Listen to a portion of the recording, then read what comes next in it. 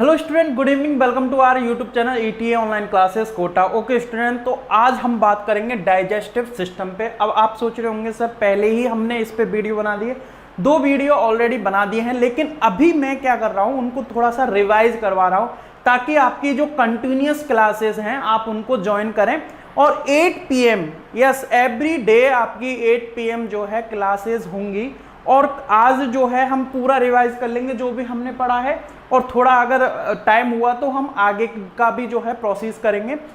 साथ ही साथ आपको मैं बता दूं कि अभी जो है लाइव चैट में जो भी आप कमेंट करेंगे उसका जवाब मैं अभी नहीं दूंगा, लेकिन नेक्स्ट वीडियो यानी कल की जो वीडियो आएगी, जैसे आज की जो वीडियो है, तो कल की वीडियो आएगी तो आपका जो भी डाउट होगा वो आपका नाम मेंशन करके, जिसने भी मेरे से पूछा है वो उसका नाम मेंशन करके उस डाउट को मैं क्लियर करूंगा। तो अभी हम डाइजेस्टिव सिस्टम को फटाफट से देख लेते हैं। इससे पहले आपको स्क्रीन पे एक इमेज दिख रहा है, डाइजेस्टिव सिस्टम का इमेज दिख रहा है।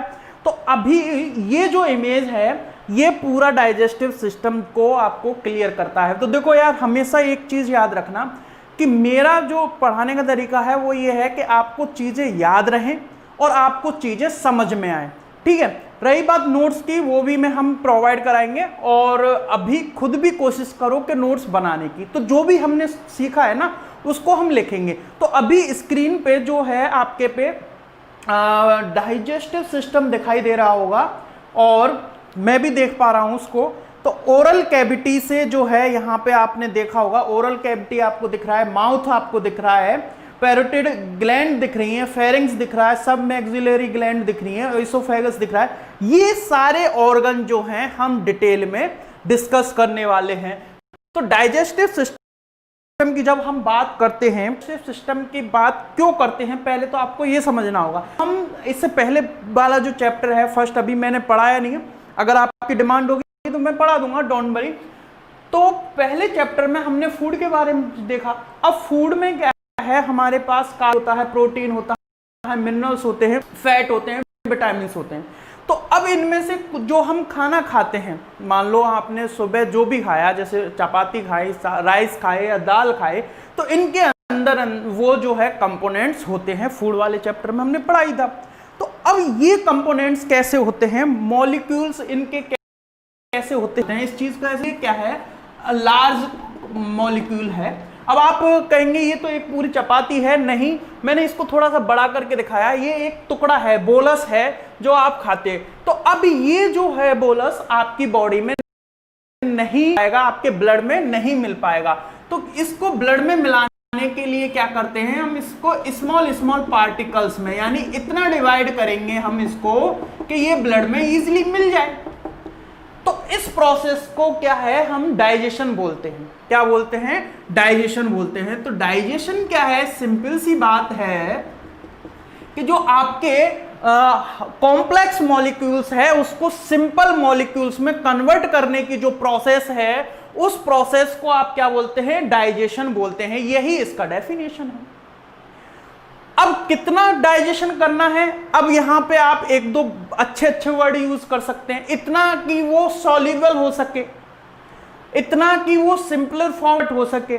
इसके अलावा हम जब डाइजेशन की बात करते हैं तो जो आप प्रोटीन लेते हैं, तो प्रोटीन आपकी बॉडी में अमीनो एसिड की फॉर्म में डाइजेस्ट होता है। ब्लड में जाएगा तो अमीनो एसिड होगा ना, प्रोटीन जब तक अमीनो एसिड में कन्वर्ट नहीं होगा तब तक वो ब्लड में मिक्स नहीं होगा। ऐसे ही फैट जो आप लेते हैं, फैट फैटी एसिड में जो है ग्लिसरॉल जिसको आप बोलते हो, उसमें कन्वर्ट नहीं होगा तब तक वो ब्लड में डिसॉल्व नहीं होगा। ऐसे ही कार्बोहाइड्रेट भी ग्लूकोज में या फिर जो इजी शर्कराएं होती हैं, सैकराइड होती हैं, उसमें नहीं, जो कन्वर्ट नहीं होगा तब तक वो जो है डाइजेस्ट नहीं हो पाएगा, ठीक है। अब कुछ स्टूडेंट सोच रहे होंगे पंखा नहीं चला रखा, पंखा चला रखा है, लेकिन क्या है कि जब भी हम कोई काम करते हैं तो गर्मी लगती है, इसमें कोई बड़ी बात नहीं है ना। ओके, तो राजस्थान का टेम्परेचर भी ऐसा ही है, आपको भी पता होगा। तो अभी ये समझ में आ गया डाइजेशन क्या है, कुछ भी नहीं है, कॉम्प्लेक्स मॉलिक्यूल को सिंपलेस्ट मॉलिक्यूल में कन्वर्ट करना है, इसको आप डाइजेशन बोलते हैं। अब डाइजेशन के लिए क्या चाहिए होता है, हमें डाइजेस्टिव सिस्टम चाहिए होता है। क्या चाहिए होता है, हम रिपीट कर रहे हैं, हालांकि आपने पढ़ लिया होगा, लेकिन हम फिर से रिपीट कर रहे हैं। क्या चाहिए हमें? डाइजेस्टिव सिस्टम चाहिए।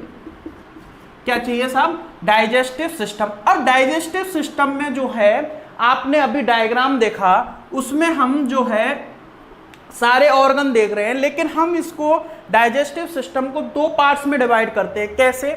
देखो अभी ये जो डाइजेशन है, ये जो डाइजेशन है यहाँ पे मतलब बड़ा कॉम्प्लेक्स दिखा दिया और उसको छोटे छोटे पार्टिकल्स में डिवाइड कर दिया।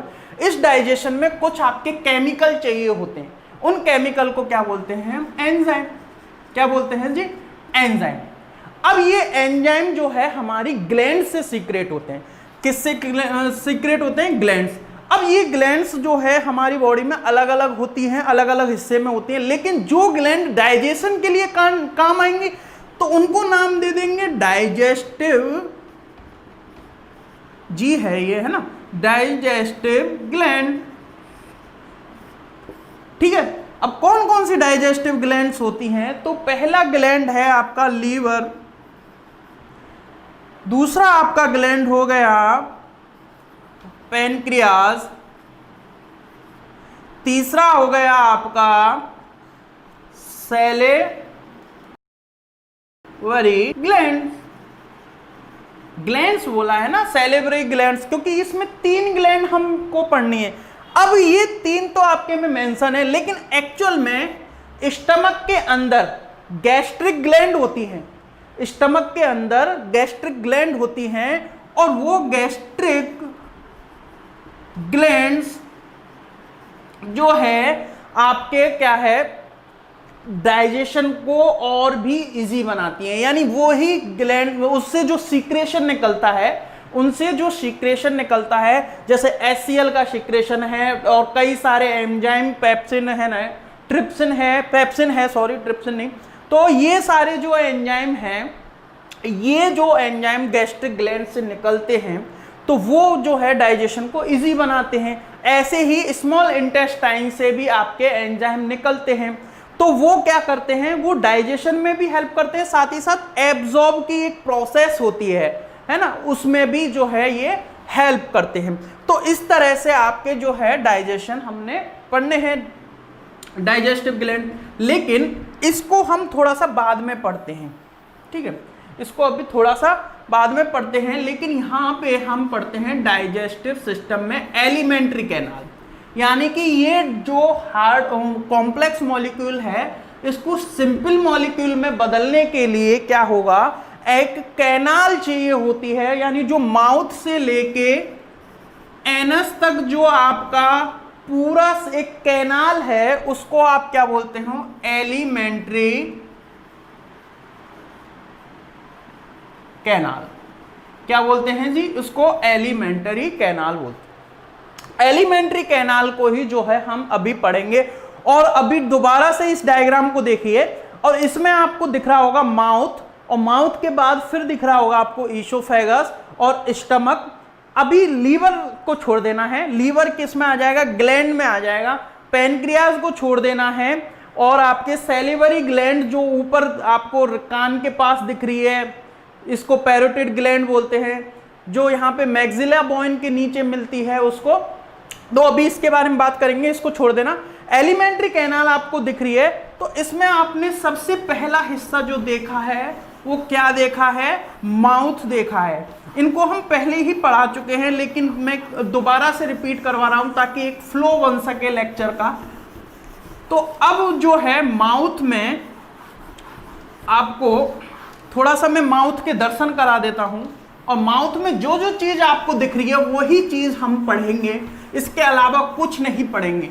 यानी कि आपको पहले डायग्राम देखना है और फिर देखना है कि माउथ में हम क्या पढ़ेंगे। तो देखो इसमें आपको हार्ड पैलेट दिख रहा है, तो आप यहाँ पे जब हाथ लगाएंगे ऊपर, तो ये रफ सरफेस है जिसपे क्या है आपके उभार बने हुए हैं, हार्ड सरफेस है, प्रोजेक्शन बने हुए हैं। इन प्रोजेक्शन का काम क्या होता है? जैसे आप खाना खाते हैं ना, तो ये ग्रिप बनाते हैं कि आप, ऐसा नहीं है कि सीधा आपने फूड अंदर लिया और वो सीधा अंदर चला गया, ऐसा नहीं होता है। वो पहले उसको च्युइंग करते हैं, आप लोग करते हैं ना with the help of teeth, तो टीथ की हेल्प से च्युइंग करते हैं। तो तो वो अंदर ना जाए इसके लिए क्या है, हार्ड पैलेट पे क्या है, ये प्रोजेक्शन यानी कि ये उभार आपको दिखाई देते हैं जिससे ये ग्रिप बनती है। इसके अलावा हार्ड पैलेट के बाद दूसरा नंबर आपको दिख रहा है सॉफ्ट पैलेट। सॉफ्ट पैलेट क्या है, जब हम हार्ड पैलेट के अंदर थोड़ा सा अंदर हाथ लगाएंगे तो ये सॉफ्ट वाला हिस्सा आपको दिखेगा। और उसके बाद तीसरे नंबर पे आपको दिख रहा है उबुला। अब ये उबुला क्या होता है, तो देखो उबुला क्या है कि हमारे जो ये माउथ है इसके ऊपर एक और चैम्बर है जिसको नेजल चैम्बर बोलते हैं। क्या बोलते हैं, नेजल चैम्बर। अब यहाँ पे नेजल चैम्बर भी जो है, अभी हम फेरिंग्स पढ़ेंगे, पीछे वाला हिस्सा दिखाऊंगा मैं आपको, तो उस हिस्से में फूड आपका ना चला जाए इसके लिए क्या है, जब आप फूड को निगलते हैं, स्वेलिंग करते हैं, तो ये उबुला उसको कवर कर लेता है। तो ये उबुला है जिसको आप छोटी टंग, बच्चे हम शरारत करते थे तो उसमें क्या है, छोटी टंग बोलते थे इसको, आप भी शायद बोलते हो, पता नहीं। और फिर उसके बाद आपको दिख रहा है टंग, ठीक है। और उसके बाद मोलर्स, बाइकप्सिड यानी प्रीमोलर्स, और कैनाइन और इंसीजर, ये टीथ के जो है 4 टाइप आपको दिख रहे हैं। तो ये जो माउथ है ये मैं आपको अभी थोड़ा सा पढ़ा देता हूं, ठीक है। तो माउथ में आपने क्या देखा, तो माउथ में आपने देखा पैलेट देखा, हार्ड पैलेट, सॉफ्ट पैलेट, उसको मैं नहीं लिख रहा हूं। साथ ही साथ आपने देखी टीथ, देखी नहीं, फीमेल नहीं है टीथ, ब्लैक लिख देते हैं इसको। आपने देखा टीथ को। अब टीथ में आपने देखा कि 4 तरह के टीथ होते हैं। कितने तरह के टीथ होते हैं सर? 4 होते हैं। टाइप्स ऑफ टीथ कितने हैं? 4। अब 4 में पहला जो आता है वो है इंसीजर्स, और दूसरा जो आता है वो है कैनाइन, और तीसरा जो आता है वो है प्रीमोलर, और 4th नंबर पे जो आता है वो है मोलर, ठीक है जी। तो इंसीजर, कैनाइन, प्रीमोलर, मोलर, ये 4 चीज आपने देख ली। तो इससे एक बात तो पता चल गई कि हमारे टीथों में वेरिएशन है, हमारे टीथों में वेरिएशन है। और जब भी वेरिएशन होता है उसके लिए हम वर्ड यूज करते हैं हेटेरो। क्या यूज करते हैं जी? हेटेरो, यानी और सेम हो, अगर हमारे पास चारों ही टीथ, मतलब जितने भी टीथ हैं वो इंसीजर ही होते, या कैनाइन ही होते, या प्रीमोलर ही होते, या मोलर ही होते, वेरिएशन नहीं होता, यानी एक ही तरह के सारे टीथ होते, तो उसके लिए वर्ड यूज होता है होमो, यानी सेम। होमो किसको रिप्रेजेंट करता है? सेम। और हेटेरो क्या किसको रिप्रेजेंट करता है? वेरिएशन को। तो हेटेरो। अब टीथ को हम बोलते हैं डोंट, तो इसको हम बोलेंगे डोंट। तो अब आपसे कोई पूछे कि हेटेरोडोंट क्या है, इसकी डेफिनेशन बताइए, तो अब इसको रटने की जरूरत है क्या भाई? हमारे ह्यूमन टीथ, एक वर्ड यूज आपको करना, ह्यूमन टीथ, यानी हमारी बात कर रहे हैं, होमो सेपियंस की बात कर रहे हैं। ह्यूमन टीथ जो है वो 4 टाइप्स के होते हैं, यानी उनमें वेरिएशन मिलता है। सारे टीथ जो है सेम नहीं होते, उनमें वेरिएशन मिलता है। इस वेरिएशन को या इस ह्यूमन टीथ के अरेंजमेंट को क्या कहते हैं आप? हेटेरोडोंट। वेरिएशन की वजह से, अगर ये सिमिलर होते तो इनको क्या बोलते? होमोडोंट। अगर ये सिमिलर होते तो होमोडोंट।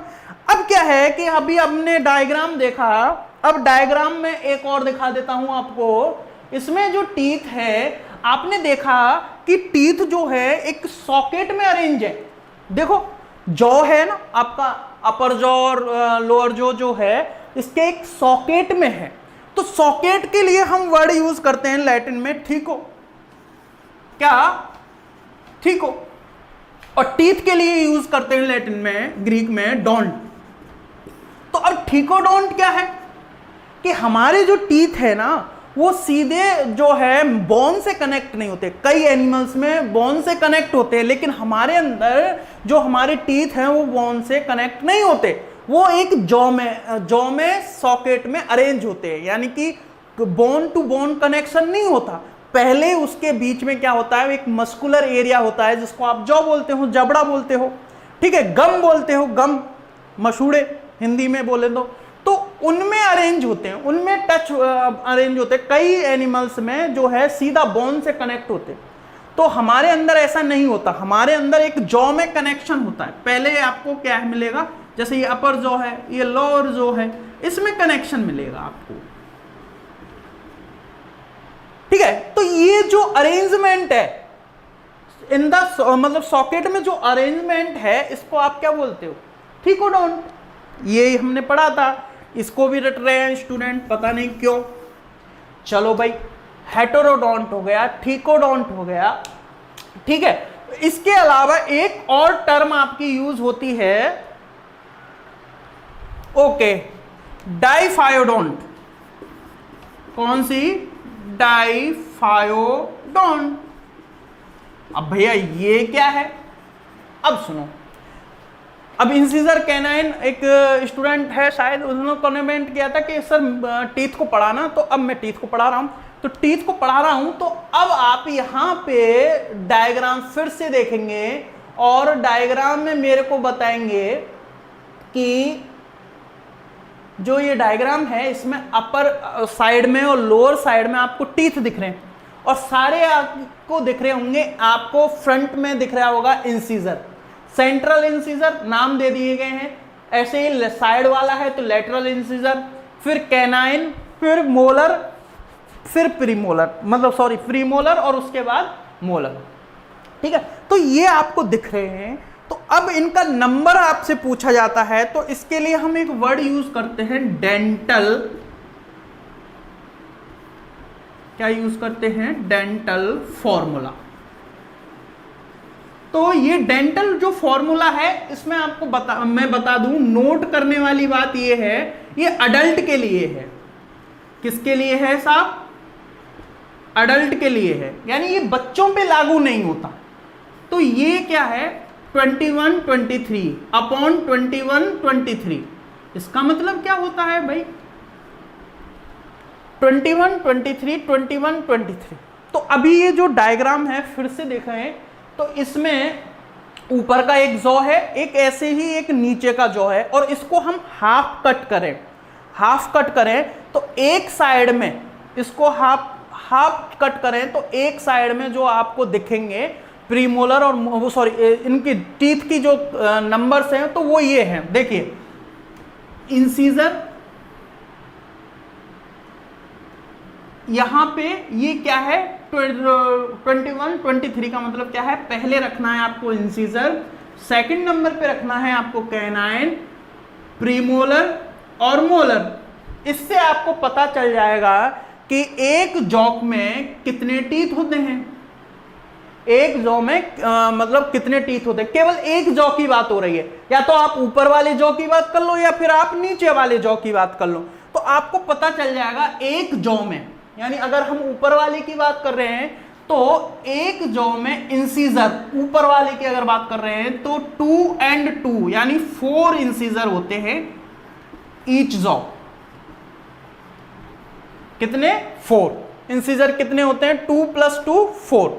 ऐसे ही कैनाइन कितने होते हैं, एक जॉ की बात करें तो 2। ऐसे ही प्रीमोलर कितने होते हैं, प्रीमोलर होते हैं ईच जॉ में 2 + 2 कितने हो गए, 4, ठीक है। सॉरी, इसको दोबारा से बनाता हूं मैं। इंसीजर कितने हैं,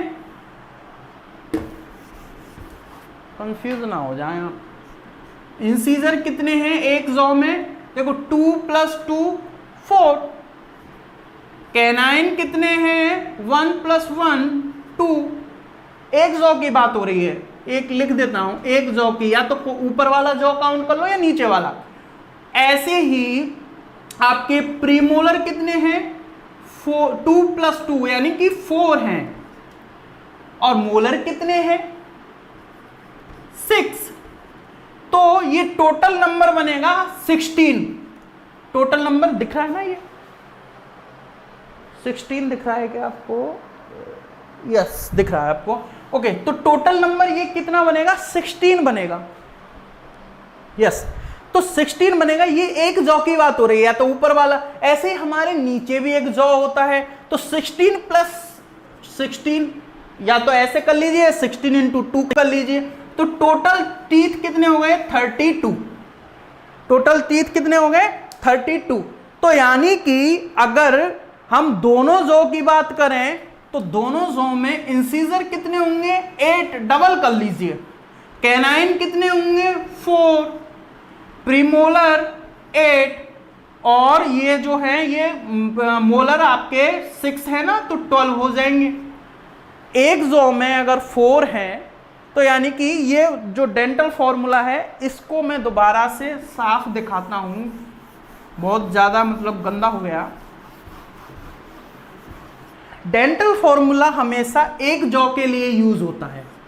कितने जॉ के लिए, या तो ऊपर वाले जॉ को काउंट कर लो या नीचे वाले जॉ को काउंट कर लो, ठीक है। इसका जो फॉर्मूला होता है 2 1 2 3 अपॉन 2 1 2 3।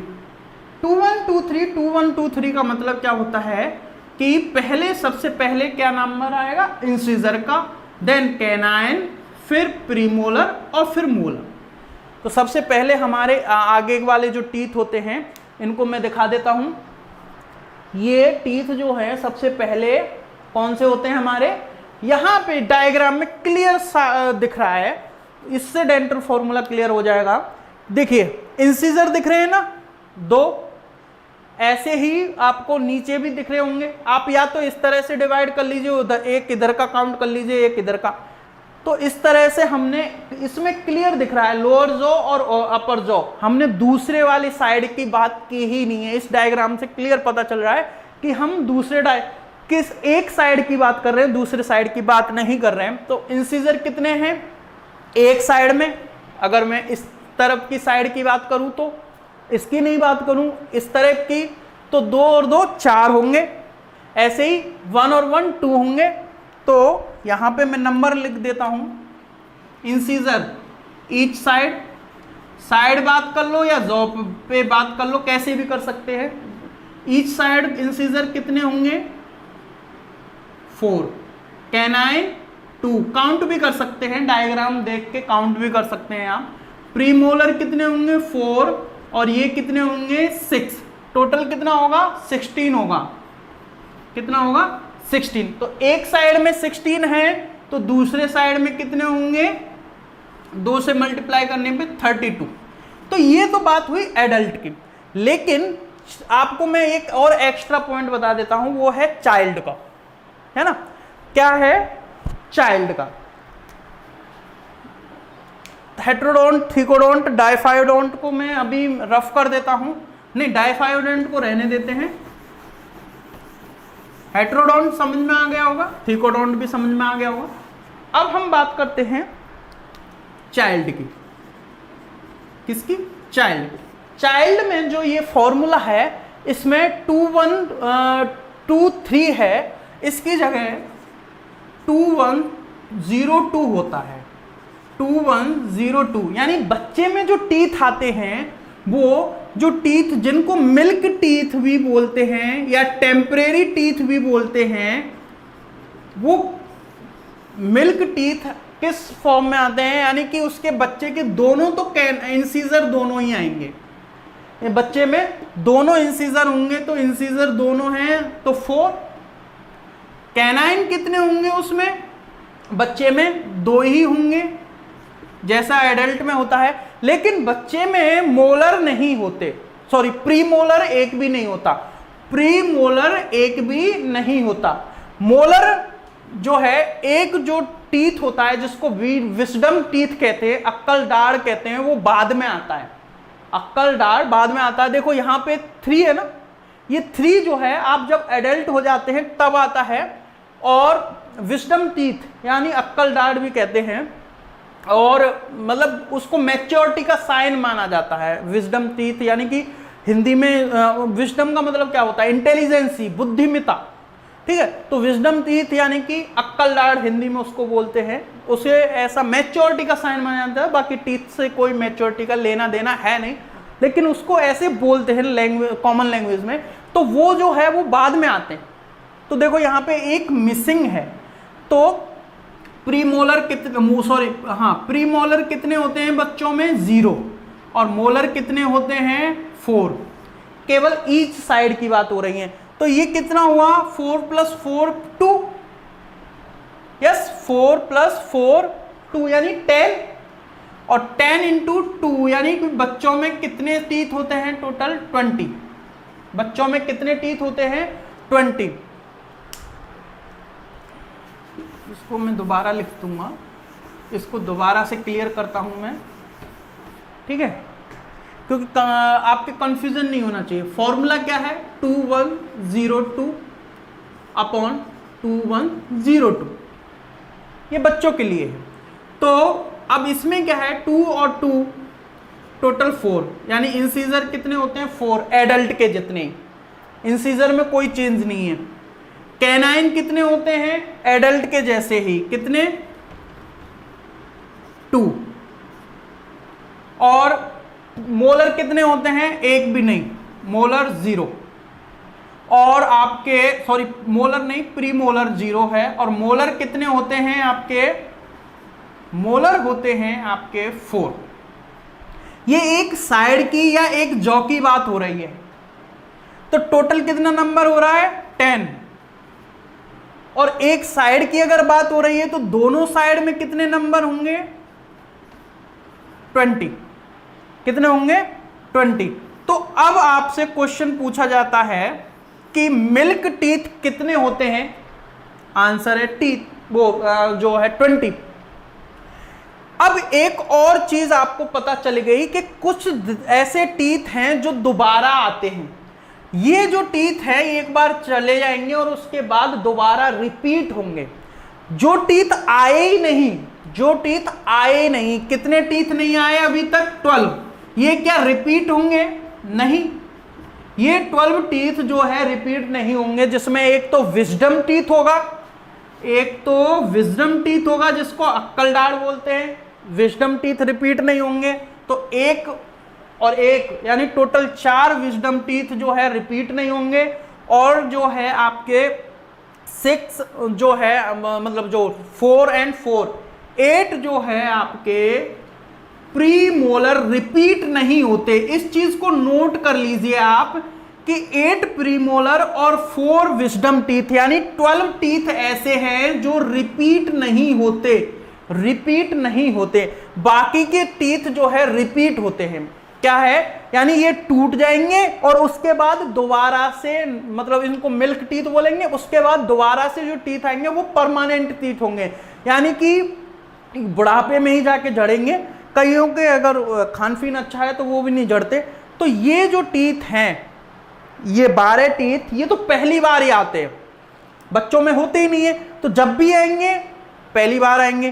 तो एक ऐसे कितने टीथ हैं जो पहली बार आते हैं? तो आंसर है 12 टीथ है। नाम भी अगर पूछ ले तो 4 तो आपके विजडम टीथ हो गए। देखो 1 2 3 4, इस तरह से 1 2 3 4। ऐसे ही आपके जो 8 यानी कि 2 2 2 और 2, इस तरह से 8 टीथ जो हैं आपके प्रीमोलर हैं जो फर्स्ट टाइम आते हैं। ठीक है, तो अब ये फर्स्ट टाइम आते हैं, ये परमानेंट रहते हैं।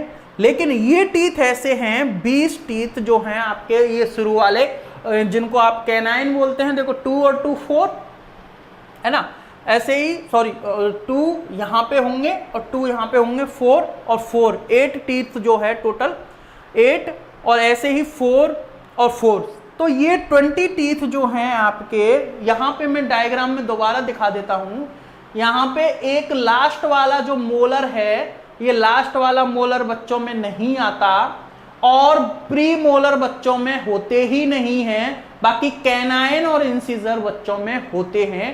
तो ये इस तरह से बच्चों का अरेंजमेंट होता है टीथों का। और आप काउंट कर लीजिएगा, 20 बच्चों में टीथ बोलेंगे बैठेंगे, और ये इसका फॉर्मूला है। और हमेशा याद रखना, फॉर्मूले में पहले नंबर रिप्रेजेंट करता है इंसिजर को, दूसरा नंबर रिप्रेजेंट करता है कैनाइन को, तीसरा नंबर रिप्रेजेंट करता है प्रीमोलर को, और फोर्थ नंबर रिप्रेजेंट करता है मोलर को। और हमेशा ये याद रखना, या तो ये एक जॉ की बात हो रही है डायग्राम में आपने देखा होगा, या फिर ये एक साइड की बात हो रही है। तो एक साइड में इतने हैं तो दूसरी साइड को भी काउंट करेंगे, तो हमेशा 2 का मल्टीप्लाई करना होगा टोटल नंबर पाने के लिए। आपको इधर भी ऐसा ही हुआ था, टोटल नंबर पाने के लिए आपको 2 से मल्टीप्लाई करना पड़ा था। तो ये होता है डेंटल फॉर्मूला। तो अब इसमें हमने एक चीज समझ में आ गई कि हम एडल्ट्स में कितने टीथ ऐसे हैं जो परमानेंट हैं और 32 या टोटल टीथ हैं। बच्चों में जो है 20 टीथ होते हैं।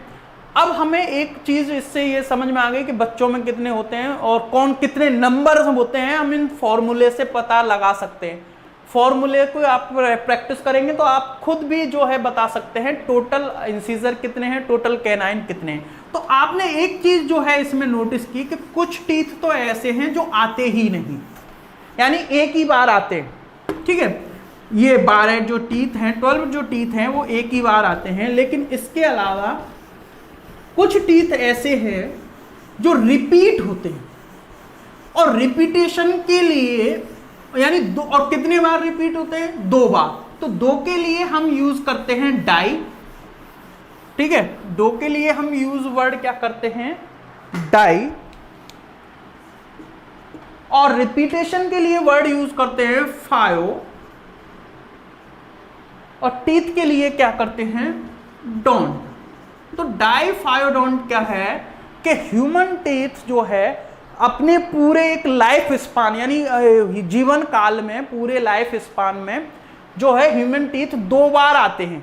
फर्स्ट टाइम मिल्क टीथ आएंगे और सेकंड टाइम परमानेंट टीथ आएंगे, या फर्स्ट टाइम टेम्परेरी टीथ आएंगे और सेकंड टाइम जो है परमानेंट टीथ आएंगे। तो इस रिपीटेशन को हम क्या बोलते हैं? डाई फायो डोंट। डाई मतलब 2 बार आना, फाई मतलब रिपीट आना, बार मतलब रिपीटेशन। और किसका रिपीटेशन? टीथ का। तो टीथ का जो रिपीटेशन है उसको आप क्या बोलते हैं? डाई फायो डोंट।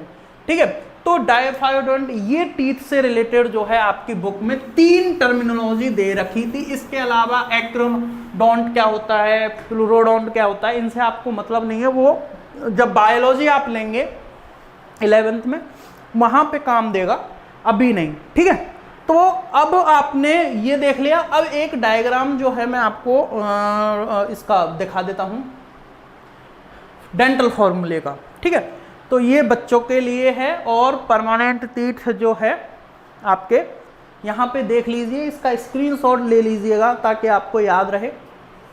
ठीक है, आगे चलते हैं और आगे हम बात करते हैं माउथ की। तो हमने अभी माउथ में टीथ देख लिया था। टीथ के साथ साथ मैंने अभी थोड़ा सा टंग के बारे में और नहीं बताया। ठीक है, टंग के बारे में और बता देता हूं, उसके बाद हम आगे बढ़ेंगे माउथ में। ठीक है, ये डायग्राम आपको देख रहे हैं, थोड़ी देर के लिए हटा देता हूं इसको। देखो टंग क्या है? एक मस्कुलरिस जो है एक ऑर्गन होता है, मस्कुलरिस स्ट्रक्चर होता है, जिसका काम क्या होता है? फंक्शंस की अगर बात करें तो इसका फंक्शन जो है ये क्या करता है? फूड को जो है मूवमेंट कराने में, माउथ में जो मूवमेंट होता है उस मूवमेंट में हेल्प करता है। ठीक है, साथ ही साथ टेस्ट वर्ड इसमें होती है, टेस्ट पता करने में इसका काम आता है। तो ये एक चीज जो है आपको कॉमन सी पता होना चाहिए, बस इतना है। एक और आपसे पूछा जाता है लिंगुअल फ्रेनुलम क्या होता है? लिंगुअल फ्रेनुलम क्या होता है?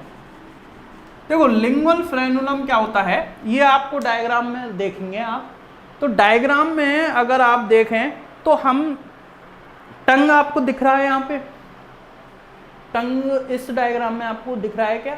या फिर एक मिनट, इस डायग्राम में आपने टंग देख रखा है ना। तो टंग क्या है? यहाँ पे आप जैसे टंग को पकड़ेंगे तो आधा हिस्सा तो इसका हवा में दिख जाएगा यानी है, और बाकी का हिस्सा जो है अटैच है।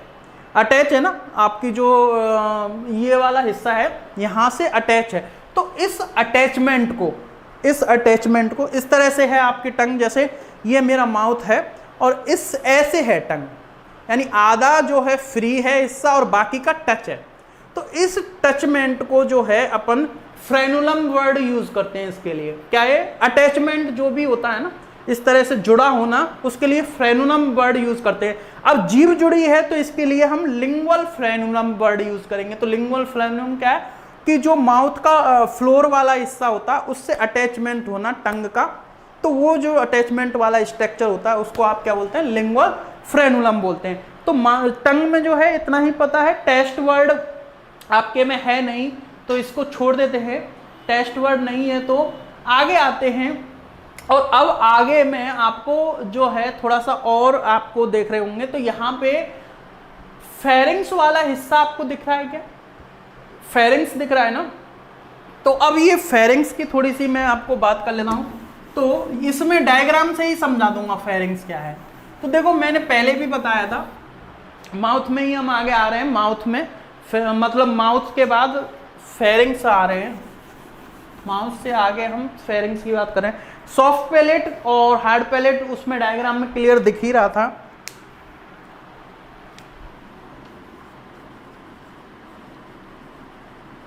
ठीक है, अब फेरिंग्स क्या है ये देख लीजिए आप डायग्राम में। तो ये हिस्सा जो है, जो आपको देखो, आप ऊपर नेजल कैविटी दिख रहा है डायग्राम में, नेजल कैविटी के जस्ट पीछे आप देखेंगे तो यहां पे नीचे देख रहे हैं तो माउथ कैविटी या ओरल कैविटी है, बक्कल कैविटी जिसको आप बोल रहे हैं। तो बक्कल कैविटी और नेजल कैविटी आपने देखा होगा कि पूरा एक खाली स्पेस है, पहले भी मैंने बताया था, डायग्राम से क्लियर पता चल रहा होगा। ये वाला जो हिस्सा है पूरा खाली स्पेस है।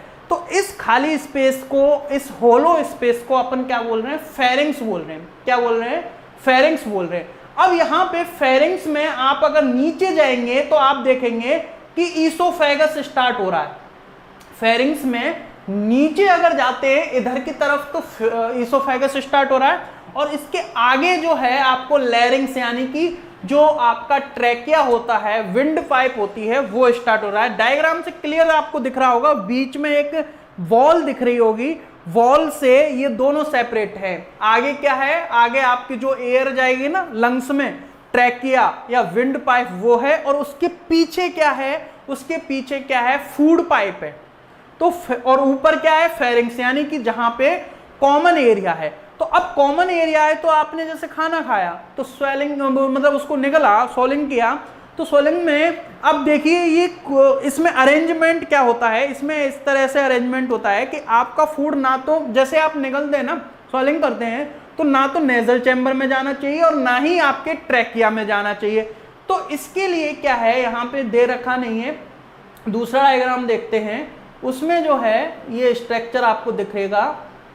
यहाँ पे आप देख रहे होंगे ये नेजल चैम्बर, नोज के पीछे का जो हिस्सा है इसको आप बोलेंगे नोज, नेजोफेरिंग्स। मैंने पहले भी वीडियो में क्लियर किया, कुछ नहीं है, नोज के पीछे हिस्सा है, पूरा फेरिंग्स है। अब पूरा फेरिंग्स को 3 हिस्सों में डिवाइड कर दिया है, तो बिहाइंड द नोड जो एरिया है वो नेजोफेरिंग्स, ओरल कैविटी के पीछे जो एरिया है ओरोफेरिंग्स, ऐसे ही साउंड बॉक्स के पीछे का जो एरिया है इसको आप क्या बोलते हैं? लैरोफेरिंग्स। क्या बोलते हैं इसको? लैरोफेरिंग्स बोलते हैं। ठीक है, तो अब यहां पे एक स्ट्रक्चर होता है, दोबारा से हम वो इमेज देखते हैं, तो ये स्ट्रक्चर होता है यहाँ पे विंड पाइप को कवर करने वाला। तो आपको ये ब्लूइश एरिया दिख रहा है ना, इसमें एपिग्लोटिस आपको लिखा दिख रहा है, एपिग्लोटिस, ब्लूइश एरिया में, यहाँ पे ब्लूइश एरिया में एपिग्लोटिस लिखा हुआ दिख रहा है। तो ये क्या करता है, जैसे ही आप कुछ भी फूड निगलते हो तो ये ट्रैकिया को इस तरह से कवर कर लेता है। तो लैरिंग्स है ना, लैरिंग्स वाले हिस्से को इस तरह से आगे ये लैरिंग्स ट्रैकिया में खुलेगा। लैरिंग्स मतलब होता है साउंड बॉक्स, जिससे मेरी आवाज आ रही है ना, यहाँ पे ये साउंड बॉक्स है। उसके बाद यहाँ पे क्या आ जाएगा? ट्रैकिया यानी विंड पाइप आ जाएगी।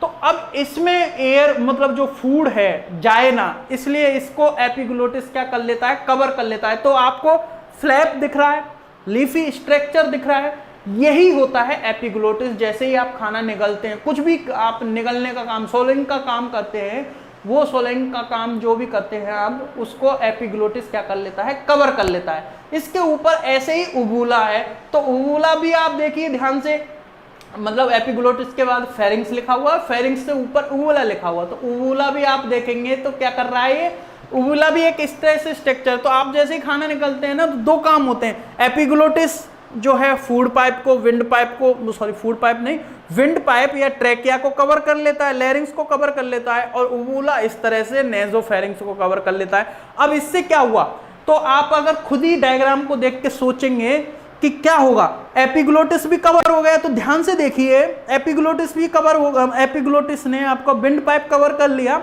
ऐसे ही उबूला ने नेजल चैम्बर कवर कर लिया। तो अब ये जो फूड है वो कहां जाएगा, एक ही ऑप्शन उसके पास बचा है, वो है ईसोफेगस। ईसोफेगस क्या है, ईसोफेगस माउथ के बाद का स्ट्रक्चर होता है।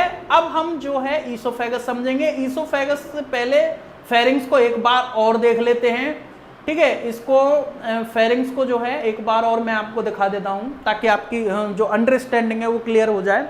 देखो यहाँ पे नोज के पीछे का हिस्सा जो है पूरा फेरिंग्स है, वैसे तो ये पूरा हिस्सा जो है इधर का पूरा फेरिंग्स है, ये आपको दिख रहा होगा ब्लू और ग्रीनिश, ये पूरा एरिया फेरिंग्स होता है। लेकिन नोज के पीछे है तो नेजोफेरिंग्स, ओरल कैविटी या बक्कल कैविटी, ओरल बोलते हैं इसको, इसके पीछे है तो ओरोफेरिंग्स। ऐसे ही साउंड बॉक्स या लैरिंग्स बॉक्स जो है उसके पीछे है तो लैरोफेरिंग्स बोल देते हैं, ऐसा ही इसका नाम है, कोई ऐसा कठिन नहीं है। अगर आपकी अंडरस्टैंडिंग अच्छी है ना, यकीन मानिए कोई भी टॉपिक ऐसा नहीं है। मैं मान रहा हूं कि आपकी जो बायोलॉजी का ये सेकंड चैप्टर है ये लेंथी है लेकिन इजी है, लेंथी है लेकिन इजी है। अगर आप अच्छे से और अटेंशन के साथ पढ़ोगे ना, यकीन मानो कोई भी ऐसा पॉइंट नहीं है जिसको आप लिख नहीं सकते। आप बड़े ध्यान से और इन डायग्राम को बैठा लीजिए दिमाग में, अगर ऐसा कर लिया ना आपने तो इजी है बहुत। अब आपको दिख रहा होगा ईसोफेगस, है ना, तो ईसोफेगस को जो है आप अगर देख रहे हैं तो यहाँ पे ईसोफेगस क्या है, ये जो हिस्सा होता है यहाँ तक, तो ये जो कैविटी होती है ये हमारा चेस्ट है। तो चेस्ट के जो है अपने रिब केज होता है पूरा, यहाँ पे स्पाइनल कॉर्ड है, यहाँ पे आपकी रिब केज है, ये स्पाइनल कॉर्ड, ये आपकी मतलब पूरा ये क्या बनाता है, रिब केज बनाता है। ये रिब्स मिलके मतलब जो है एक रिब केज यानी एक खाली चैम्बर बना रहे हैं, ठीक है। इस चैम्बर में होते हैं आपके लंग्स और हार्ट। तो इस वजह से लंग्स और हार्ट होने की वजह से जो हमारा स्टमक है वो थोड़ा सा नीचे होता है। तो इधर क्या होता है, डायफ्राम होता है, इधर क्या होता है, डायफ्राम होता है। तो पहले वाले डायग्राम में आपने सबसे पहले जो डायग्राम देखा था उसको अब दोबारा से मैं दिखाता हूं, और इसमें आप देखिए यहाँ पे डायफ्राम आपको दिख रहा होगा, ठीक है जी, डायफ्राम दिख रहा होगा यहाँ पे, ये लिखा हुआ है इसमें, ठीक है। तो ये डायफ्राम के ऊपर क्या है, ऊपर वाला हिस्सा क्यों नहीं बताया, क्योंकि लंग्स है और हार्ट है, बाद में पढ़ेंगे। तो ये डायफ्राम अगर आप पहले वाले डायग्राम में देखें तो ईसोफेगस आपको दिख रहा है, और ईसोफेगस के बाद आपको स्टमक दिख रहा है। क्या दिख रहा है, स्टमक दिख रहा है, ठीक है। अब सीधा हम ईसोफेगस की बात करें तो ईसोफेगस में कोई भी ऐसा स्ट्रक्चर नहीं होता जो आपके एक्सप्लेन करने वाला होता है। बस ईसोफेगस में एक पॉइंट जो है आपको याद रखना है, इसकी लेंथ, तो 25 सेंटीमीटर लेंथ होती है, ठीक है। अब आपसे कोई पूछे कि क्या इसमें डाइजेस्टिव ग्लैंड होती हैं, तो आंसर होगा नो, कोई डाइजेस्टिव ग्लैंड नहीं होती। क्या इसमें डाइजेशन होता है, तो यार डाइजेस्टिव ग्लैंड नहीं है तो डाइजेशन भी नहीं होगा, ठीक है। तो इसका मतलब इसमें कोई भी डाइजेशन नहीं होता है, नो डाइजेशन। ये पॉइंट भी आपको ईसोफेगस के बारे में पता होना चाहिए। अब हम आगे थोड़ा सा बढ़ते हैं और बढ़ते हैं स्टमक के ओर। अब स्टमक को देख लेते हैं, बहुत ही इजी है, कुछ नहीं है। और ये लेक्चर थोड़ा इसलिए लंबा हो गया कि अभी मैंने और चीज़ें तो सारी बता दी है ऑलरेडी, टीथ नहीं बताए थे, लेकिन स्टमक में क्या बताया था, स्टमक में मैंने बताया था कि इस तरह से जे शेप का होता है। फर्स्ट पॉइंट आपको पता होना चाहिए, जे शेप होता है, ठीक है। और यहाँ पे अब मैं थोड़ा सा डायग्राम भी आपको दिखा रहा हूँ स्टमक का, ये लो। तो ये स्टमक में जो है आपने ईसोफेगस देखा, ईसोफेगस अब आप देख रहे होंगे जे शेप का होता है, इंग्लिश वर्ड जे शेप का होता है, साथ ही साथ इस पाउच इलास्टिक नेचर का होता है, पाउच लाइक होता है, यानी कि जब इसमें फूड होगा तो ये मतलब खिंच जाएगा और नहीं होगा तो ये श्रिंक हो जाएगा वापस से। तो इस तरह से दूसरा जो पॉइंट है, फर्स्ट पॉइंट तो जे शेप हो गया, दूसरा पॉइंट इलास्टिक नेचर का होता है। थर्ड पॉइंट जो है इसके पार्ट, तो पहला जो पार्ट है डायग्राम में आपको दिख रहा है ना, दोबारा से डायग्राम दिखा देता हूं। डायग्राम में आपको दिख रहा है कि इसमें जो पहला जो पार्ट है इसको बोलते हैं कार्डियक। पहले ही बताया था हमारा जो हार्ट है ना, इसको आप हार्ट ना बोल के कार्डियक बोला करो तो आपको पता चल जाएगा। अब ये हार्ट के पास होता है यहाँ पे, तो इस वजह से इसको बोलते हैं कार्डियक। तो हम ग्रीक में या लैटिन वर्ड यूज करते हैं बायोलॉजी में, पहले भी बोला था, तो हम इसके लिए हार्ट के लिए कार्डियक वर्ड यूज करते हैं। तो ये हिस्सा हार्ट के पास है, इस वजह से इसके लिए हम कार्डियक वर्ड यूज कर लेते हैं। ठीक है, अब इसको हम बॉडी बोल देते हैं, पूरे हिस्से को बॉडी, या फिर यहाँ पे इसको अपन बोल देते हैं फंडस। क्या बोल देते हैं? फंडस। आपको फंडस दिख रहा होगा। और इसके बाद यहाँ पे ये फनल शेप जो दिख रहा है ना, ये फनल शेप, इसको बोलते हैं पाइलोरिक कैनाल। क्या बोलते हैं? Pyloric canal. ठीक है, अब यहाँ पे जो चीज मैं आपको बताना चाह रहा हूं कि आपने ये याद रख लिया, जे शेप का होता है, इलास्टिक नेचर का होता है, साथ ही साथ आपने इसके तीनों पार्ट याद रख लिए। ये ऊपर फंडस, यहाँ पे कार्डियक, और ये बॉडी है। अगर रखना चाहें याद तो रख सकते हैं, अदरवाइज कोई प्रॉब्लम नहीं है। यहाँ पे ये होता है पाइलोरिक एरिया, डायग्राम में भी दिख रहा है पाइलोरिक एरिया।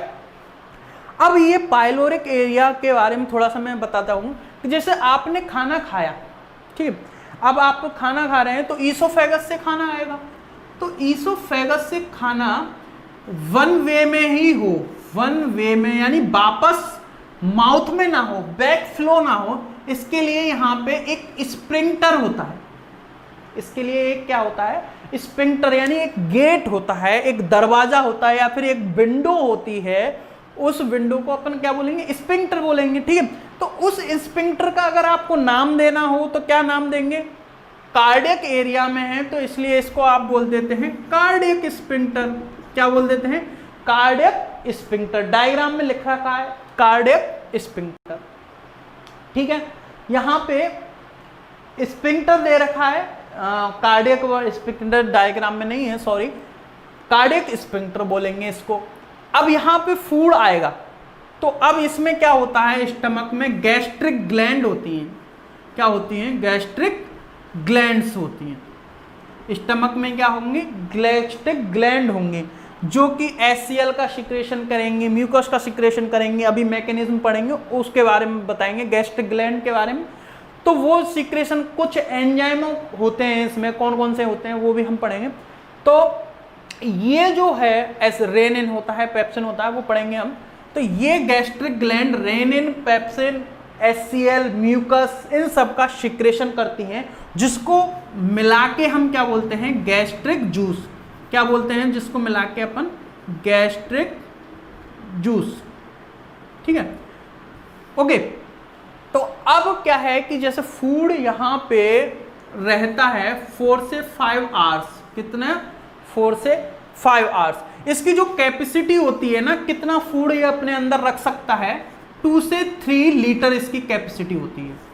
ठीक है, इतनी कैपेसिटी इसकी होती है, 2 से 3 लीटर जो है ये फूड रख सकता है, इतना कैपेसिटी है इसका। ओके, इसके ऊपर आप खाते हो तो वो फिर आपकी टेंशन है। ओके, तो अब इसमें बैक फ्लो ना हो इसलिए कार्डियक स्प्रिंक्टर। अब जब ये फूड इसमें रह लेगा 4 से 5 आवर रह बाद, ये फूड जो है एक साथ नहीं जाता, नीचे जाएगा, स्मॉल इंटेस्टाइन में जाएगा, तो ये एक साथ नहीं जाता। तो यहाँ पे इस वाले एरिया को बोलते हैं पाइलोरिक एरिया। अब यहाँ पे ये जो कैनाल आपको दिख रही है, डक्ट जो दिख रही है, कैनाल जो दिख रही है, इसको आप अगर नाम देंगे तो क्या देंगे? Pyloric canal. सिंपल सी बात है। अब पाइलोरिक कैनाल जो है कंट्रोल होती है एक स्फिंक्टर से। यहाँ पे भी डायग्राम में भी दिख रहा है ना? पाइलोरिक कैनाल, पाइलोरिक एट्रियम से आपको कोई मतलब नहीं है ना? वो थोड़ा सा बड़ा मतलब थोड़ा सा आगे की क्लास के बाद है। पाइलोरिक रीजन तक ही आपको मतलब है पाइलोरिक कैनाल, और पाइलोरिक कैनाल पे यहाँ पे स्प्रिंक्टर होगा। स्प्रिंक्टर यानी वही दरवाजा खिड़की। क्यों होगा? एक तो बैक फ्लो ना हो, पहला रीजन। दूसरा एक कंट्रोल होना चाहिए कि भाई ऐसा नहीं है कि एक साथ ही फूड नीचे चला गया, तो इससे क्या होगा, जो स्मॉल इंटेस्टाइन में डाइजेशन होगा। अब डाइजेशन हो गया उसके बाद उसको एब्जॉर्ब भी तो करना है, ब्लड में लेना है, ब्लड में लेना है। तो अब एक साथ ही अगर ऐसा हो गया तो फिर तो मतलब सीधा रेक्टम में चला जाएगा, एनस में चला जाएगा फूड, तो फिर वो आपके में एब्जॉर्ब नहीं हो पाएगा। जब एब्जॉर्ब ही नहीं हुआ तो फूड डाइजेस्ट हो गया लेकिन एब्जॉर्ब नहीं हुआ तो क्या मतलब आ रहा है उसका? वो तो आपका सीधा मॉर्निंग में आप फ्लश कर दोगे या इवनिंग में फ्लश कर दोगे, ठीक है। तो वो फूड जो है धीरे धीरे धीरे मूव करे, इसके लिए यहाँ पे एक स्प्रिंक्टर होता है। अब ये स्प्रिंक्टर पाइलोरिक रीजन में है तो इसको क्या बोलेंगे आप? पाइलोरिक स्प्रिंक्टर बोलेंगे। तो स्टमक में कौन कौन से पॉइंट याद रखने? जे शेप याद रखना है, इसमें फूड कितने आर रहता है वो याद रखना है। एंजाइम अभी मैं याद कराऊंगा, गैस्ट्रिक ग्लैंड पढ़ाऊंगा तब 2 से 3 इसकी ट्रिक दे दूंगा मैं, है ना। 2 से 3 लीटर जो है फूड याद रह सकता है इसमें, 4 से 5 घंटे फूड रहता है इसमें।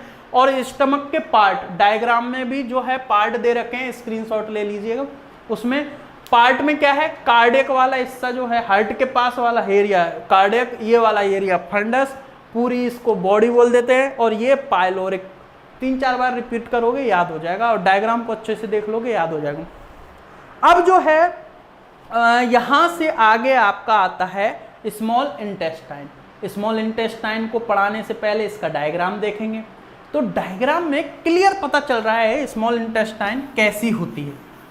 तो कैसी क्या है, इसका लेंथ आपसे पूछा जाता है, ठीक है साहब, इसका लेंथ आपसे पूछा जाता है। तो आपकी बुक में जो है 7 मीटर दे रखा है, आपकी बुक में जो दे रखा है आपको वही फॉलो करना है, कोई और बुक से आपको कोई मतलब नहीं है। तो स्मॉल इंटेस्टाइन की जो है डायग्राम आपको दिख रहा है, इसकी जो लेंथ आपको दिखानी है वो है 7 मीटर, ठीक है साहब। सबसे लॉन्गेस्ट एरिया आप इसको कह सकते हैं। आप पूरी एलिमेंट्री कैनाल को देखें तो सबसे लंबी, है ना, लॉन्गेस्ट कौन सी है, कौन सा पार्ट होता है, तो वो है स्मॉल इंटेस्टाइन। अब स्मॉल इंटेस्टाइन के 3 पार्ट आपको दिख रहे हैं, पहला है डुडेनियम, दूसरा है जेजुनम और तीसरा है इलियम। अब यहीं पे डायग्राम से ही मैं इन तीनों पार्टों के बारे में बता देता हूं। देखो भाई, डुडेनियम जो है इसको आप अगर देखें तो ये देखने में, डायग्राम को हटा देता हूं थोड़ी देर के लिए। ये डुडेनियम जो है यहाँ पे ऊपर स्टमक है, अभी हमने देखा, यहाँ पे डुडेनियम होता है। अब ये जो डुडेनियम है यहाँ पे इसके साथ पैनक्रियाज लगा होता है। क्या होता है? पैनक्रियाज लगा होता है। अब पैनक्रियाज जो है इस डायग्राम में तो नहीं दिख रहा, नेक्स्ट जब पैनक्रियाज पढ़ाएंगे तब और हम क्लियर करा देंगे। तो वो क्या है, उसका काम क्या है, वो बाद की बात है। लेकिन ये जो शेप है ये कैसा है? सी शेप है। डुडेनियम का जो शेप है वो कैसा है? सी शेप है, ये आपको पता होना चाहिए। अगर स्मॉल इंटेस्टाइन की बात करें तो उसमें डुडेनम जो है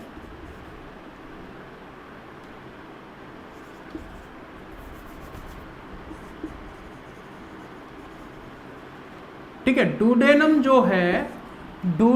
जो है सबसे स्मॉल पार्ट होता है, स्मॉल पार्ट होता है। कैसा होता है? सी शेप का होता है।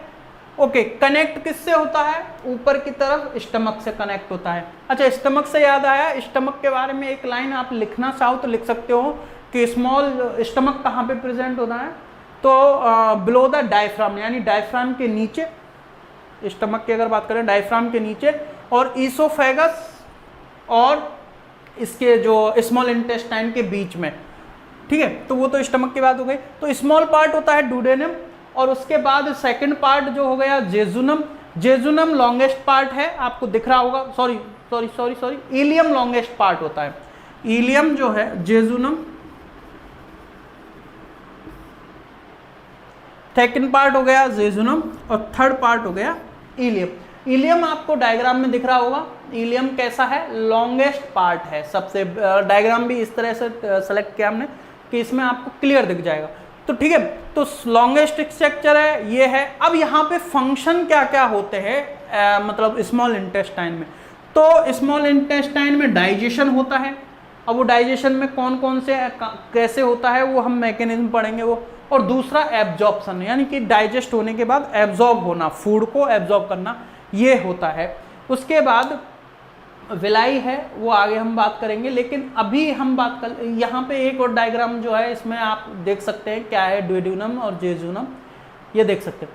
ठीक है, अब हम बढ़ते हैं लार्ज इंटेस्टाइन। तो देखिए जैसे ही आपकी डायग्राम बाद में दिखाऊंगा, अभी जैसे ही आपकी लार्ज इंटेस्टाइन की बात कर रहे हैं हम,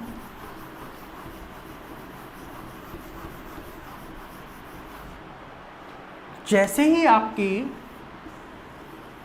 ये इस तरह से स्मॉल इंटेस्टाइन खत्म होगी, उसके बाद जो स्ट्रक्चर स्टार्ट होता है उसको आप क्या बोलते हैं, लार्ज इंटेस्टाइन। अब आप कह रहे होंगे कि सर स्मॉल इंटेस्टाइन और लार्ज इंटेस्टाइन में लंबी तो ये है, क्योंकि लार्ज इंटेस्टाइन की जो लंबाई होती है वो कंपेयर टू इसके कम होती है, तो फिर इसको लार्ज क्यों कहा है, इसको वो क्यों कहा है, तो हमने पहले ही बताया इसका जो डायमीटर है, इसका डायमीटर ये थोड़ी सी नैरो होती है as compare to large intestine. Large intestine के कंपेयर में ये थोड़ी सी नैरो होती है। ठीक है, तो अब हम डायग्राम को देखते हैं और डायग्राम से ही इस पूरे स्ट्रक्चर को हम समझते हैं, और सबके बारे में जो है मैं बता दूंगा, आप नोट कर सकते हैं क्या क्या पॉइंट्स, क्योंकि मैंने पहले ही जो है मैंने पढ़ा दिया है, ये हम रिपीट कर रहे हैं, मैं पहले ही बता दूं ये हम रिपीट कर रहे हैं, और डायग्राम से बेटर रिपीटेशन हो नहीं सकता इसका। ठीक है, तो अब आप जैसे ही स्मॉल इंटेस्टाइन फिनिश करेंगे तो नीचे आप देखेंगे सीकम सबको दिख रहा है। सीकम जो हिस्सा है, ये हिस्सा कनेक्शन कहलाता है। तो अगर हम पहले 3 हिस्सों में अगर बांटें, तो पहला हिस्सा जो होता है वो होता है सीकम, थोड़ा साइड में लिखते हैं। तो पहला जो स्मॉल इंटेस्टाइन, वो लार्ज इंटेस्टाइन के 3 पार्ट हो गए, तो पहला पार्ट हो गया सीकम। ठीक है जी, पहला जो पार्ट हो गया वो हो गया सीकम, और सेकंड पार्ट आपको दिख रहा है, ये देखो ये असेंडिंग कॉलोन, ये पूरी कॉलोन है, क्या है, ये पूरी कॉलोन है। अब ऊपर जा रही है तो असेंडिंग, साइड में जा रही है तो ट्रांसवर्स, और नीचे आ रही है तो डिसेंडिंग, और इस तरह से एस बना रही है तो सिग्मॉइड। तो ascending colon, transverse colon, descending colon और सिग्मॉइड कॉलोन। आपको कॉलोन वर्ड याद रखना है। असेंडिंग मतलब ऊपर जाना, ट्रांसवर्स मतलब साइड में आना, और डिसेंडिंग मतलब नीचे जाना, और एस बनाना मतलब सिग्मॉइड। तो इस तरह से इसको नाम दे दिया। वैसे ये पूरी क्या है, कॉलोन है। तो दूसरा पार्ट क्या हो गया, कॉलोन हो गया। असेंडिंग मतलब ऊपर जा रहा है, फिर ट्रांसफर हो रहा है, फिर नीचे आ रहा है डिसेंडिंग, और इस तरह से एस से बनाए तो वो सिग्मॉइड। तो नाम क्या, पहला पार्ट क्या हो गया, सीकम, दूसरा पार्ट क्या हो गया, कोलोन, और तीसरा जो पार्ट हो गया लास्ट में आपको दिख रहा होगा रेक्टम, जहां पे फूड वेस्टेज जो फूड होता है वो आके स्टोर होता है। और रेक्टम के नीचे वो एनस जो है वो ओपनिंग होता है, जहां से आप अपना स्टूल पास करते हैं, जहां से आप स्टूल पास करते हैं वो ओपनिंग होता है। तो आपने इसमें देखा कि 3 पार्ट हैं, स्मॉल इंटेस्टाइन के भी 3 पार्ट हैं, डुडेनम, जेजुनम, इलियम, इसके भी 3 पार्ट हैं, सीकम, कोलोन और रेक्टम। सीकम क्या है, जंक्शन पॉइंट है। कोलोन क्या है, पूरी जो स्ट्रक्चर है जहां पे वाटर का और कुछ मिनरल्स और विटामिन्स का एब्जॉर्ब होता है, वो हिस्सा कोलोन होता है। ऊपर कोलोन जा रहा है तो असेंडिंग, साइड में हो रहा है तो ट्रांसफर, नीचे कोलोन आ रहा है तो डिसेंडिंग, और फिर एस कोलोन एस स्ट्रक्चर बना रहा है तो सिग्मॉइड। ऐसे नाम इसका रखते हैं, कोई ऐसी कठिन नहीं है बायोलॉजी, बस आपको थोड़ा सा अलर्ट रह के पढ़ना है, आप जल्दी पिक कर लेते हैं चीज़ों को। और तीसरा पार्ट क्या है, रेक्टम। रेक्टम क्या है, वो हिस्सा जहाँ पे आपका वेस्टेज फूड जो है इकट्ठा हो जाएगा। उसके बाद आप इस यहीं से रेक्टम के बाद ओपनिंग होता है एनस, यहीं से आप इसको बाहर निकाल देते हैं, मॉर्निंग में इवनिंग में फ्लश कर देते हैं। तो ये जो है 3 पार्ट आपके लार्ज इंटेस्टाइन के हुए। अब ये लेक्चर रिवर्स करना भी अब शुरू से इसलिए पढ़ाना जरूरी था कि भाई इसमें अभी मैंने टीथ नहीं बताए थे पहले वाले में, है ना, तो अब मैंने टीथ बता दिए। अब पूरा एकदम आपसे पूरी पिक्चर आपके माइंड में क्लियर हो गई होगी कि डाइजेशन सिस्टम जो है किस तरह से होता है और किसके नाम क्या है। अब इसमें एक स्ट्रक्चर जो है अपेंडिक्स के बारे में आपके कुलबुलाहट चल रही है, मैं मान रहा हूँ कि अपेंडिक्स क्या है। देखो अभी हमारे जो एंसेस्टर थे, हमारे जो पूर्वज थे बंदर वगैरह, तो उनमें एक स्ट्रक्चर होता था, वो काम का स्ट्रक्चर होता था, ठीक है। लेकिन अब हमारे यहाँ वो स्ट्रक्चर काम का नहीं है, वेस्टिजियल बन गया है, वेस्टिजियल ऑर्गन, यानी कोई भी उसका काम नहीं है, ठीक है। अब ये ऑर्गन वेस्टिजियल है, कोई भी काम नहीं है, तो वर्म जैसा, कीड़े जैसा ये साइड में कोलोन के साइड में, सीकम से नीचे साइड में कोलोन में डायग्राम में दिख रहा है, ठीक है। तो ये जो है लगा रहता है, इसको क्या बोलते हैं, वर्मी फॉर्म अपेंडिक्स बोलते हैं। तो कई बार क्या है, इसमें फूड चला जाता है और वो फूड क्या है सड़ने लग जाता है, तो बहुत तेज पेन होता है, ठीक है। तो बहुत तेज पेन होता है, तो क्योंकि ये वेस्टिजियल ऑर्गन है, कोई काम का नहीं है, अवशेषी अंग है, इसको वेस्टिजियल ऑर्गन बोलते हैं, इसलिए इसको सर्जरी से रिमूव कर देते हैं। तो पूरी जो है अभी हमने जो लास्ट के 2 लेक्चर थे उसमें से एक लेक्चर का जो है पूरा हमने डिटेल पढ़ा दिया है विद डायग्राम। डायग्राम बार बार देखने से देखो क्या होता है, पिक्चर क्लियर होती है माइंड में, और जितने ज़्यादा कंसेप्ट क्लियर होते हैं उतना अच्छा आप लिख पाते हैं। तो आपका होमवर्क क्या है, वो आपको लिखना ही है। साथ ही साथ दूसरा लेक्चर में मैंने ट्रिक बताई थी, तो ट्रिक में मैंने आपको एंजाइम लर्न करवाए थे, उसके बाद लीवर ने डायग्राम से ही समझा दूँ। अगले लेक्चर में हम लीवर समझ लेंगे डायग्राम से ही, पेनक्रियास समझ लेंगे, सैलिवरी ग्लैंड और गैस्ट्रिक ग्लैंड, और स्मॉल इंटेस्टाइन के अंदर जो ग्लैंड होती हैं उनको भी हम देख के उनसे क्या क्या एंजाइम निकलते हैं। अगले ही लेक्चर में जो है हम पूरा मैकेनिज्म फिनिश कर लेंगे। तो आपका होमवर्क ये है कि लेक्चर नंबर 2 आपको देखना है, ताकि जल्दी से जल्दी हम मैकेनिज्म पे पहुंचे, और वहाँ पे मैकेनिज्म जैसे ही ख़त्म हो जाएगा, कल मैकेनिज्म ख़त्म हो जाएगा, और परसों जो है हम डे आफ्टर टुमारो हम क्या करेंगे, आपका रेस्पिरेशन स्टार्ट करवा देंगे। चिंता मत करिए, पूरी बायोलॉजी पूरा कोर्स कराऊंगा। हाँ, बशर्ते ये है कि आप स्टूडेंट्स को इन्फॉर्म करें, कमेंट करें, अच्छे मोटिवेशन दें, तो ठीक है। तो मिलते हैं कल यानी नेक्स्ट लेक्चर में। Till then good bye.